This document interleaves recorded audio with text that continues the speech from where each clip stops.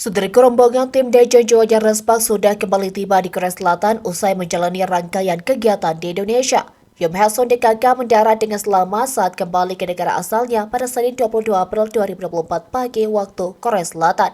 Respak menjalani beberapa rangkaian kegiatan di tanah air hingga puncaknya adalah pertandingan persahabatan kontra tim Indonesia All-Star. Para pemain hingga ofisial tim Respak benar-benar merasakan kehangatan dan antusiasme dari fan bola voli di Indonesia. Pelatih Respak Go Hae-jin merasa terharu dengan apa yang mereka dapatkan selama di Indonesia. Pelatih berusia 43 tahun itu tak menyangka timnya begitu dicintai di negara lain. Selanjutnya, Go Hae-jin memuji fasilitas yang didapat saat di Indonesia dengan mengatakan bahwa timnya dijamu dengan baik. Adapun hal yang paling membekas bagi pelatih Respak pada pertandingan eksibisi adalah kolaborasi yang dapat membuahkan pertunjukan yang menghibur.